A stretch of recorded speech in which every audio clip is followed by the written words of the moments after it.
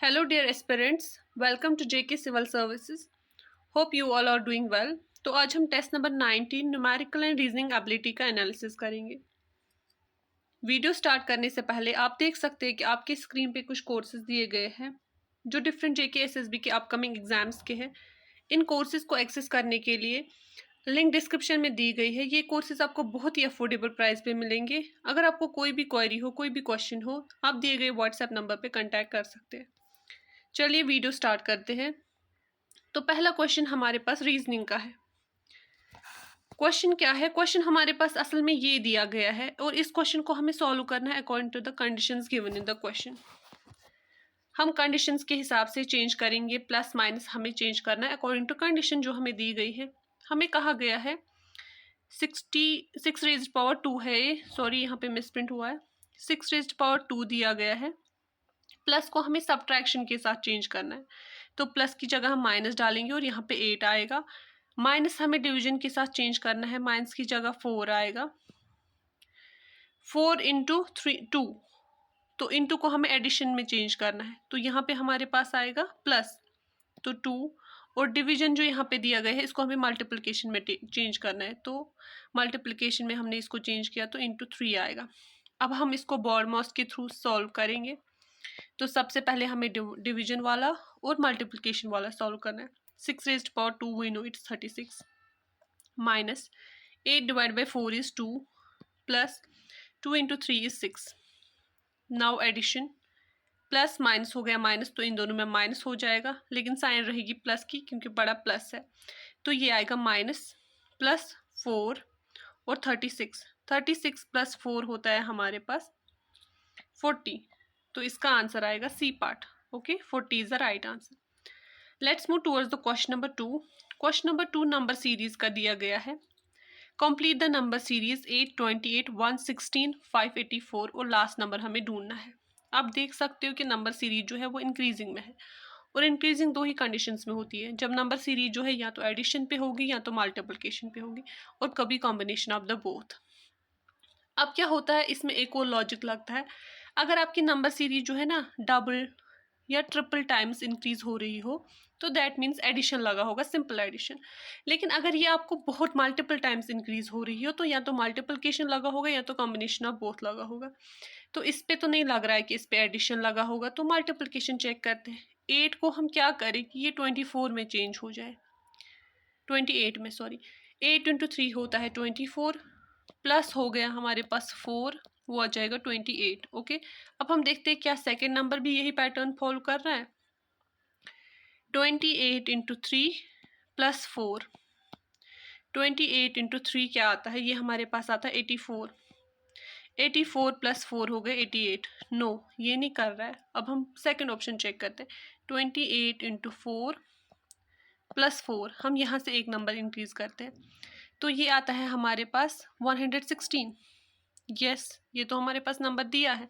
अब हम देखते हैं क्या 116 ये फॉलो कर रहा है। 116 into 5 plus 4, yes it follows, ये हमारे पास 584 बनता है। 584 इंटू 6 प्लस 4, ये आता है 3508। So D is the answer. Okay, let's move towards the question number 3। Question number 3 हमें दिया गया है लेटर सीरीज में। लेटर सीरीज में आपको क्या है, इसमें हमारे पास दिया गया होता है जो हमारे पास लेटर्स होती है इंग्लिश अल्फ़ाबेट में, इनको न्यूमेरिकल वैल्यूज दिए जाते हैं, जो भी दिया जाएगा और उसी हिसाब से एक पैटर्न के हिसाब से सीरीज बनाई जाती है। इस सीरीज को देख के लग रहा है कि ये हमारे पास रिवर्स ऑर्डर में दी गई है। जैसे आप देख सकते हैं LMN रिवर्स में दिया गया है, CDE रिवर्स में दिया गया है। तो अगर हमारे पास CDE है तो उसके बाद क्या आ सकता है, FGH, फिर IJK, LMN, वही तो है ये सीरीज, है ना। तो इसका आंसर आएगा HGF। ओके, बी पार्ट इसका आंसर आएगा। Let's move towards the question number 4।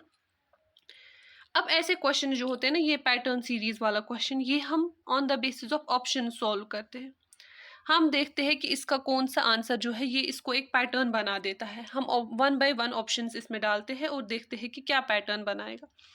अगर हम पहला वाला क्वेश्चन देखेंगे, पहला वाला ऑप्शन डालेंगे, हमारे पास है नंबर, सॉरी लेटर्स, पैटर्न है हमारे पास A B, B dash, B A dash, A dash, B B dash, A B A. Okay, हम 1 बाय 1 इसमें से डालेंगे। पहले हम डालेंगे ए, फिर हम दूसरे में डाला बी, तीसरे में भी हमने बी डाला और लास्ट में हमने ए डाला। हम देखेंगे क्या ये पैटर्न बना रहा है, ए बी बी ए, ठीक है। उसके बाद बी ए बी है, फिर ए बी बी ए है। यस, ये एक पैटर्न फॉलो कर रहा है, राइट।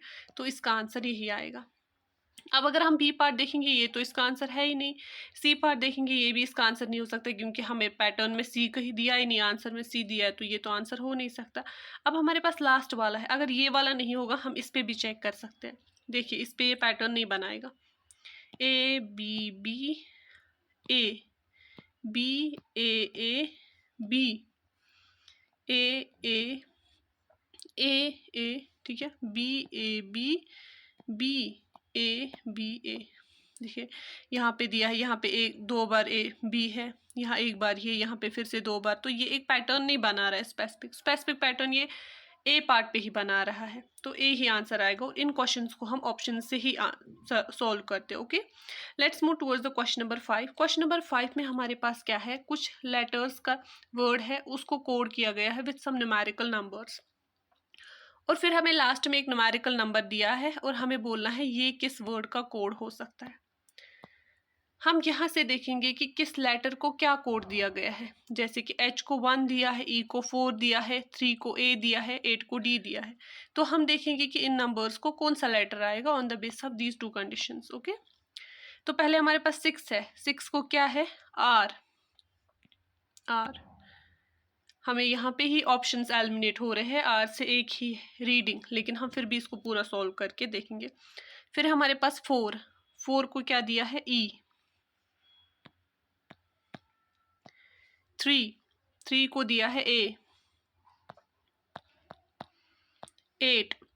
8 को दिया है D। 9 को दिया है I। 5 को दिया है N। 2 को दिया है G। तो ये आता है रीडिंग, इसका answer D part. Okay, let's move towards the question number 6। Question number 6 एक कंडीशनल क्वेश्चन है जिसमें कहा जाता है कि लाइट जो है वो डार्क है, डार्क ग्रीन है, ग्रीन ब्लू है, ब्लू रेड है, रेड वाइट है। आप बताइए what is the colour of blood. Blood का कलर रेड होता है और हमें लास्ट कंडीशन दी गई है red is white, so answer आएगा white. Okay, let's move towards the question number 7. Introducing a man, a woman said, he is the only son of my mother's mother. Mother की mother जो है उसका इकलौता बेटा है ये आदमी, ठीक है। मैन कौन कहते हैं, एक वुमेन कहती है मेरी जो माँ है, उसकी जो माँ है उसका इकलौता बेटा मैन है, तो ये भी एक लड़की है। How is the women related to man, ये वुमेन कैसे रिलेटेड टू मैन है। अगर उसकी माँ है और उसकी दादी का या नानी का वो इकलौता बेटा है तो वो उसका अंकल हुआ ना, तो अंकल हो गया, तो ये इसकी बहन हो गई क्योंकि इसका इकलौता, इसकी माँ का इकलौता बेटा है तो इसका भाई हुआ, तो ये दोनों भाई बहन हो गए। तो बहन की बेटी क्या होती है, नीस, तो ये इस मैन की नीस है। ओके, तो पार्ट सी आएगा answer. Let's move towards the question number 8. A train 120 meter long passes a platform of 180 meters long in 15 seconds. What is the speed of train in kilometer per hour? अगर हमें जब ऐसे questions आते हैं ना तो distance हम, जब ये वाला स्टेटमेंट आएगा पर्टिकुलरली पासिस द प्लेटफॉर्म, तो डिस्टेंस हम दोनों कैलकुलेट करते हैं। दैट मीन्स टोटल डिस्टेंस जो है वो होगी 120 प्लस 180 जो होती है 300 मीटर है टोटल डिस्टेंस। स्पीड हमें पता होती है, ये है distance by speed, distance by time. तो डिस्टेंस है हमारे पास 300 और स्पीड है 15 सेकेंड्स, टाइम सॉरी, तो ये आ जाएगा हमारे पास 15 1 ज़ा 15 20 ज़ा, तो 20 मीटर पर सेकेंड। अब हमें क्वेश्चन दिया है किलोमीटर पर आवर में, आप बताइए कि डिस्टेंस क्या होगी। ओके, सो किलोमीटर पर आवर में इसको कन्वर्ट करने के लिए हम कन्वर्जन फैक्टर इसको मल्टीप्लाई करेंगे 20 × 18/5, 5 1 ज़ार 5 4 आर 4 इंटू 18 होता है हमारे पास 72। 72 ए पार्ट इसका आंसर होगा। अब आप बताएंगे कि 18/5 हमने कहाँ से लाया। यस, ये एक कन्वर्जन फैक्टर होता है जब हम मीटर पर सेकंड को किलोमीटर में चेंज करते हैं। मैं आपको ऐसे दिखाती हूँ। 1000 मीटर हमारे पास होते हैं 1 किलोमीटर, राइट। तो 1 मीटर होगा हमारे पास 1/1000 किलोमीटर। अब हमारे पास सेकंड्स होते हैं 60 मिनट्स और 60 सेकंड्स हो गया हमारे पास 1 आवर, राइट। और 1 सेकंड क्या होगा 1 आवर डिवाइड बाई 3600, राइट। अब हमें मीटर पर सेकंड दिया गया है ना, मीटर पर सेकंड। मीटर को हमने अभी देखा है वो होता है 1/1000 किलोमीटर, और सेकंड जो होता है वो होता है 1/3600 आवर। इस डिवाइड को हम मल्टीप्लिकेशन में चेंज करेंगे तो इसका रेसिप्रोकल होगा, तो 1/1000 इंटू 3600 डिवाइड बाई 1 होगा। ये तो जीरो गए, ये तो जीरो गए, 2 5 आर 10, 2 18 आर 36, तो 18/5 जो है वो इसका आंसर आएगा। ओके, तो आपको समझ आ गया। अब क्या होता है, आप इतना लेंथी मेथड तो एग्जाम में नहीं करेंगे क्योंकि इतना टाइम होता नहीं है, तो आप डायरेक्टली याद रखेंगे कि 18/5 जो है ये हमारे पास कन्वर्जन फैक्टर होता है जब हम मीटर पर सेकंड को चेंज करते हैं किलोमीटर पर आवर में। अगर उल्टा करना होगा तो फिर आप अकॉर्डिंगली वही लगाएंगे, इसका जो मैंने आपको कहा है कि किलोमीटर को मीटर में चेंज कीजिए और फिर उनको डिवाइड करके कन्वर्जन फैक्टर निकालिए। अब हमारे पास क्वेश्चन नंबर 9 है, स्टेटमेंट बेस्ड क्वेश्चन है। स्टेटमेंट दिया गया है all organiser person find time to rest. Sunita in spite her very busy schedule finds time for rest. Conclusion पहला दिया है Sunita is an organiser person. No, ये कंक्लूजन फॉलो नहीं हो सकता। ये कहते हैं ऑल ऑर्गेनाइजर पर्सन जो है ये फाइंड करते हैं रेस्ट, लेकिन ये अनऑर्गेनाइजर के बारे में तो कुछ कह ही नहीं रहे। हो सकता है अनऑर्गेनाइजर पर्सन भी रेस्ट ले रहे हो। अगर ये लिखा होता ना कि ओनली ऑर्गेनाइजर पर्सन, तो ये फॉलो होता है कि वो ऑर्गेनाइजर है क्योंकि उसको भी रेस्ट मिला। लेकिन यहाँ पे अनऑर्गेनाइजर का कुछ नहीं कहा गया और ना ही यहाँ पे ओनली की कंडीशन लगाई, तो पहला कंक्लूजन फॉलो नहीं होगा। दूसरे कंक्लूजन में कहा गया Sunita is N industrious person. ऐसा कुछ नहीं है, इंडस्ट्रियस के बारे में तो स्टेटमेंट में कुछ कहा ही नहीं गया है, तो ये भी फॉलो नहीं होगा। तो इसका आंसर जो आएगा वो आएगा neither 1 neither 2 follows. Okay, let's move towards the question number 10. One morning, Uday and Vishal talking to each other face to face at the crossing. If Vishal's shadow was exactly to the left of Uday, which direction Uday was facing? अब हमारे पास क्या है, morning की बात है। For example ये उदय है, ये फेस कर रहा है टुवर्ड्स विशाल, ये विशाल है फेसिंग टुवर्ड्स उदय, ठीक है। अब कहा जाता है कि विशाल जो है उसकी शेडो जो है वो उदय के लेफ्ट में पड़ रही है, उदय के लेफ्ट में पड़ रही है।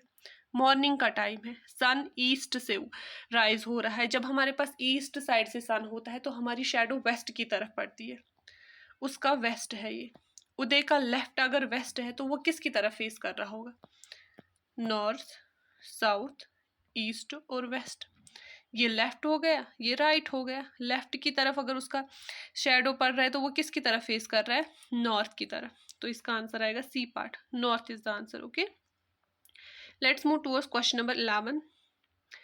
If 20 men can build a wall of 112 meters long in 6 days, what length of the similar wall can be built by 25 men in 3 days? इसको हमारे पास ये वर्क एंड लेंथ का क्वेश्चन है जिसमें हमारे पास फॉर्मूला होती है M D divide by W. Work same है, दैट मीन्स इक्वेशन जो है वो फॉर्मूला जो है वो इक्वेटेड होगी। तो M1 D1 divide by W1 जो है वो होगी हमारे पास M2 D2 divide by W2। M1 हमें पता है क्या है 20, क्योंकि 20 मैन है। वो कितने टाइम तक वर्क कर रहे हैं, 6। वर्क कितना कर रहे हैं, ये वॉल बिल्ड कर रहे हैं 112 मीटर्स। अब हमारे पास M2 है, 25 मैन है, इनटू 3 दिन काम कर रहे हैं। बताइए ये कितना बड़ा वॉल कंस्ट्रक्ट कर सकते हैं, ठीक है। तो ये हमें सॉल्व होगा, x हम इधर लाएंगे, ये हो गया 120, ये होता है हमारे पास x इज इक्वल टू आ जाएगा हमारे पास 25 इंटू 3 होता है हमारे पास 75, 75 इंटू 112 डिवाइड बाई 20 इंटू 6 हो गया हमारे पास 120। इसको जब हम सॉल्व करते हैं ये निकलता है हमारा आंसर 70 मीटर्स। तो आंसर क्या आएगा? C part. 70 मीटर वॉल वो कंस्ट्रक्ट कर सकते हैं 3 दिन में अगर 25 मैन एक साथ काम करेंगे। अब हमारे पास क्वेश्चन नंबर 12 है। क्वेश्चन नंबर 12 में हमारे पास क्या है? A B C can do a piece of work 20, 30 and 60 days. कोई पीस ऑफ वर्क है जो ए करता है 20 डेज में, बी करता है 30 डेज में और सी करता है 60 डेज में। How many days A can do work if he is assisted by B and C on third day. A कर रहा है काम पहले दिन, फिर कर रहा है दूसरे दिन भी, और तीसरे दिन ए बी सी मिला के काम कर रहे हैं। बताया जा रहा है कि बताइए अगर ये ऐसे वर्क करेंगे तो कितने दिनों में कंप्लीट करेंगे। ठीक है, हम देखेंगे कि पहले वर्क कितना है। तो वर्क कितना है उसके लिए हमें देखना है इन तीनों का एलसीएम। 20, 30 और 60 का एलसीएम। इसका एलसीएम होता है हमारे पास 60। ओके, तो अगर इसका 60 है तो अगर हम इनकी एफिशिएंसी निकालेंगे तो ए की एफिशिएंसी कितनी आएगी? वो आएगी 60/2, दैट मीन्स 3। वो 3 यूनिट काम कर रहा है एक दिन में, क्योंकि टोटल वर्क कितना है? 60। बी की एफिशिएंसी आएगी 60/30, तो दैट मीन्स वो 2 यूनिट्स काम कर रहा है। सी की एफिशिएंसी आएगी 60/60, दैट मीन्स वो 1 यूनिट काम कर रहा है। ठीक है, तो टोटल कितने यूनिट्स ये लोग काम कर रहे हैं? टोटल ये हमारे पास कितने यूनिट्स काम कर रहे हैं? ए कर रहा है 3 यूनिट्स और ये दोनों मिला के कर रहे हैं 3 यूनिट्स। अब हमारे पास क्या है? साइकिल है हमारे पास। ए कर रहा है 2 दिन काम, है ना, तो कितने यूनिट्स करेगा? 3 + 3 हो गए 6 यूनिट्स। तीसरे दिन हमारे पास ए + बी + सी काम कर रहा है। ठीक है, तो कितने आ जाएंगे? 3 + 2 + 1, क्योंकि बी कर रहा है 2 यूनिट, सी कर रहा है 1 यूनिट और ए कर रहा है 3 यूनिट, तो ये आ गए 6। तो टोटल 3 दिन में ये कितना यूनिट कर रहे हैं? 12 यूनिट्स कर रहे हैं। तो हमें टोटल कितने यूनिट्स चाहिए थे? 60, दैट मीन्स 12 × 5 हो गए हमारे पास 60 यूनिट्स। ठीक है, लेकिन हमारे पास क्या है? हमें ये साइकिल मतलब 5 साइकिल ऐसे हमें कंप्लीट करने हैं, तब जाके हमारे 60 यूनिट्स काम कंप्लीट हो जाएगा। 5 साइकिल हमें तभी कंप्लीट होंगे ना जब हम 3 दिन 5 बार, 3 दिन 3 दिन 3 दिन 3 दिन 5 बार काम करेंगे। 3 × 5 हो गया हमारे पास 15, तभी हमारे पास 5 साइकिल्स कंप्लीट होंगे, तो तभी हमारे पास 60 वर्क्स कंप्लीट हो जाएंगे, क्योंकि हमें 5 साइकिल करने हैं कंप्लीट। तो दैट मीन्स इसका आंसर कितना आएगा? 15 डेज। 15 डेज इनको कंटिन्यूसली इसी तरीके से काम करना है। 2 दिन ए करेगा, तीसरे दिन तीनों मिलके करेंगे, तब जाके हमें 60 यूनिट्स काम कंप्लीट हो जाएगा। अब हमारे पास है question number 13। A group of 3 numbers first is double of the second. First number जो है वो सेकेंड का डबल है। फॉर एग्जाम्पल सेकेंड x है तो पहला जो है वो 2x होगा। And half of the third number जो है उसका हाफ होगा, दैट मीन्स थर्ड नंबर पहले नंबर का डबल होगा, तो 4x हो गया। If the average of the 3 numbers is 56, इनका एवरेज जो है वो है 56। बताइए थर्ड नंबर क्या है? हमें ये 4x ढूंढना है। उसके लिए हम पहले x ढूंढेंगे, तो ये हो गया 7x इज इक्वल टू 56 × 3। वो होता है हमारे पास 7x हो गया हमारे पास 168, और 168 को डिवाइड अगर हम 7 से करेंगे ताकि हमें x की वैल्यू निकले, तो वो निकलता है 24। x हमें निकला 24, तो 4x क्या निकलेगा? 4 × 24, जिसका हमें आंसर है 96। तो आंसर क्या आएगा? ए पार्ट, दैट्स 96 होगा third number. Okay, let's move towards the question number 14। The average of 5 consecutive odd numbers is 61. What is the difference between highest and lowest number? अब हमारे पास क्या होते हैं? अगर हमारे पास 5 consecutive odd numbers है ना, या odd number of numbers होंगे ना consecutive, तो जो हमारे पास उसका एवरेज होता है ना वो होता है मिडल टर्म। दैट मीन्स 61 हो गया मिडल टर्म। तो इसके बाद हमारे पास 2 ऑड नंबर है, इसके पीछे 2 ऑड नंबर है। अब अगर हमारे पास इवन भी होगा ना कोई, उसका भी सेम ही होता है, बस consecutive odd number of numbers होने चाहिए। 5 is the odd number of numbers, है ना हमारे पास 5 नंबर्स, तो ये याद रखना है। तो यहाँ पे आएगा 63, यहाँ आएगा 65, यहाँ आएगा 59, यहाँ आएगा 57। तो हमें क्या बोल रहा है? हमें डिफरेंस बताना है हाईएस्ट और लोवेस्ट नंबर का। तो वो आएगा 65 - 57, जो आता है 8। तो 8 इसका आंसर होगा। अगर आप मैं दूसरा मेथड आपको सिखाती हूँ, हो सकता है कभी नंबर बड़ा आता है तो उस वक्त कैलकुलेशन करने में डिफ़िकल्टी होती है, तो इसका सेकंड तरीका है एक फॉर्मूला से। n minus 1 into 2। n होता है number of consecutive odd numbers, कितने हैं 5। 5 माइनस 1 इंटू 2 वो हो गया 4 इंटू 2 जो होता है 8 अगेन, तो बी पार्ट इसका आंसर आएगा। Okay, let's move towards the question number 15। Question number 15 क्या कहता है, A smallest 5 digit number exactly divisible by 41। इन चारों में से आप बताइए वो कौन सा स्मॉलेस्ट 5 डिजिट नंबर है जो डिविजिबल है बाय 41। ठीक है, अब हम क्या करेंगे, इसमें से हम क्या कर सकते हैं, इसमें भी हम hit and trial method use करते हैं। या तो आपको सबको एक एक करके 41 से डिवाइड करना है, या तो आपको हिट एंड ट्रायल मेथड से सॉल्व करना है। फॉर एग्जाम्पल हम लेते हैं ऑप्शन सी, इसको हम 41 से डिवाइड करेंगे। इसको हम 41 से जब हम डिवाइड करते हैं ना 10041, जब हम इसको सॉल्व करते हैं तो हमें जो रिमाइंडर निकलता है ना वो निकलता है हमें 37। दैट मीन्स इस नंबर को हमें 37 माइनस करना है तभी ये डिविजिबल होगा 41 से, राइट। तो 10041 को जब हम माइनस करते हैं 37 से तो हमें आंसर निकलता है 10004। तो दैट मीन ये एग्जैक्टली डिविजिबल होता है 41 से। दिस शोज कि बी पार्ट इसका आंसर होगा, क्योंकि जब हमने जितना हमें रिमाइंडर था जब हमने वो पहले ही माइनस किया तो रिमाइंडर हमें नंबर का 0 निकलेगा ना, that means B part is the answer.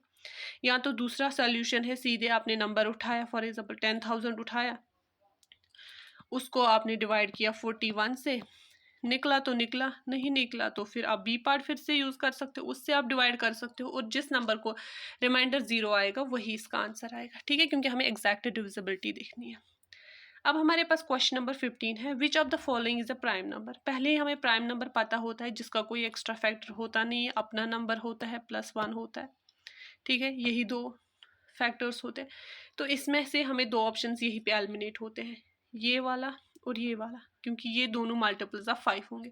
कोई भी नंबर जिसको लास्ट में 5 होगा या 0 होगा दैट्स द मल्टीपल ऑफ 5। तो ये दो गए। अब हमें इन दोनों पे चेक करना है। इन दोनों पे चेक करने के लिए हम क्या करेंगे, हम एक एक करके इनको 2 3 4 5 से तो होगा नहीं, 6 7 8 और 9 से मल्टीप्लाई डिवाइड करेंगे।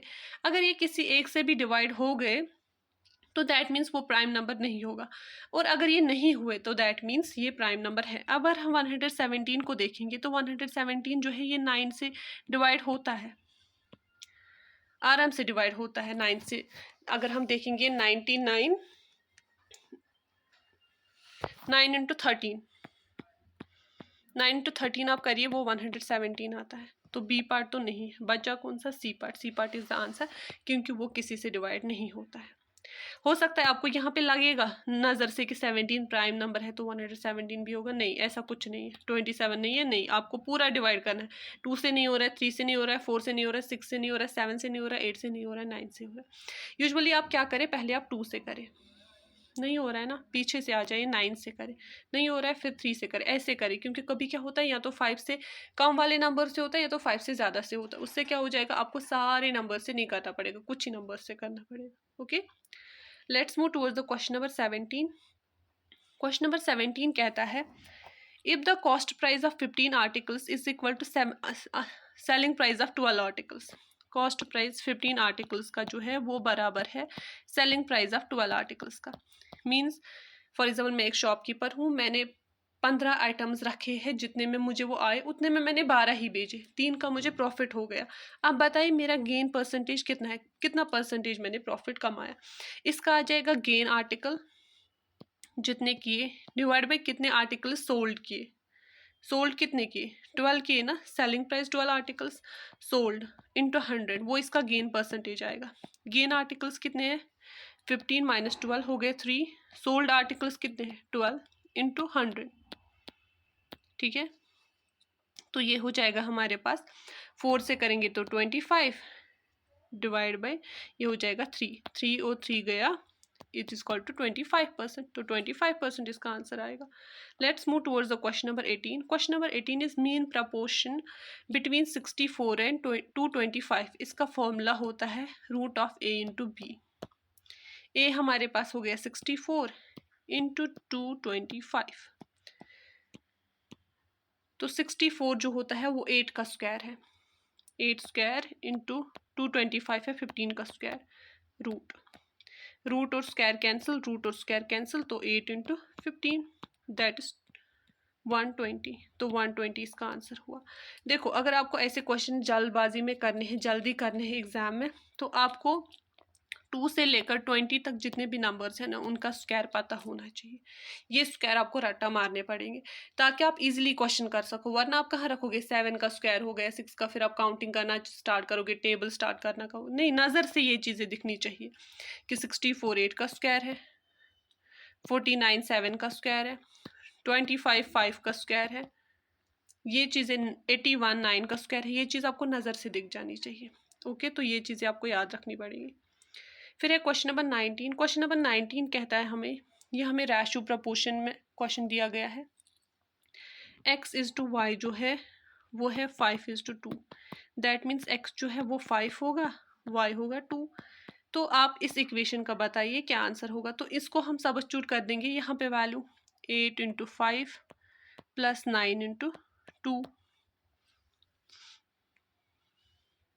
डिवाइड इज टू 8 × 5 + 2 × 2, वही है ना 2y, y का वैल्यू हो गया हमारे पास 2, x का हो गया 5।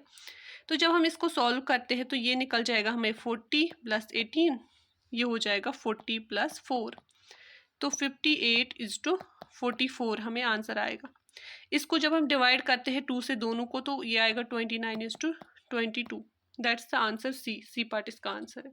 Okay, let's move towards the question number 12। Question number 12 क्या कहता है हमारे, question number 20।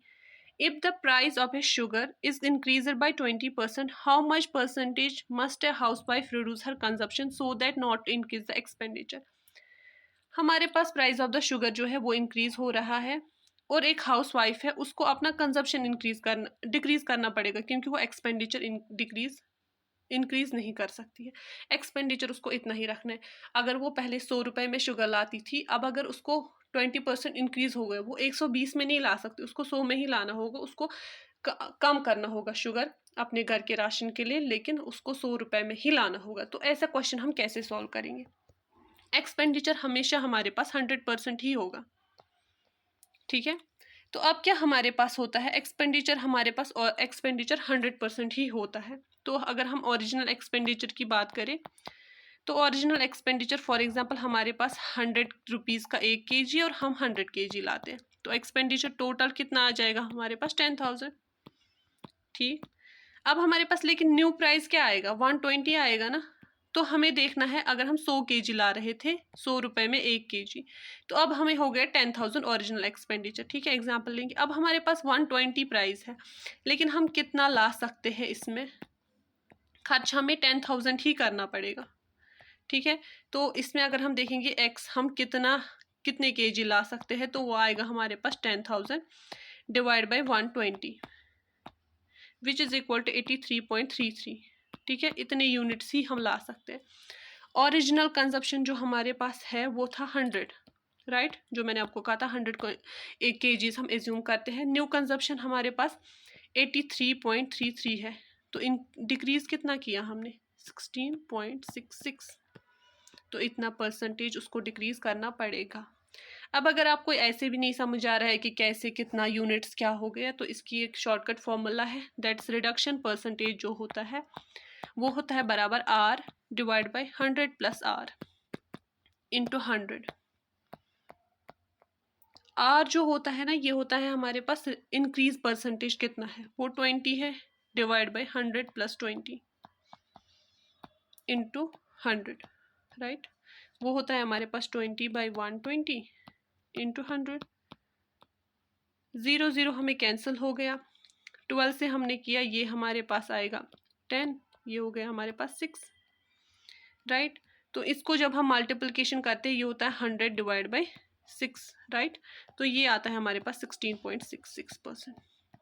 Again option A is the answer. Okay, that's all for today. ऐसी और वीडियोस के लिए हमारी चैनल को सब्सक्राइब करें और बेल आइकन ज़रूर प्रेस करें ताकि आपसे कोई भी नोटिफिकेशन मिस ना हो। कोई भी क्वेश्चन हो, कोई भी क्वेरी हो, comment in the comment section. Thank you, that's all for today.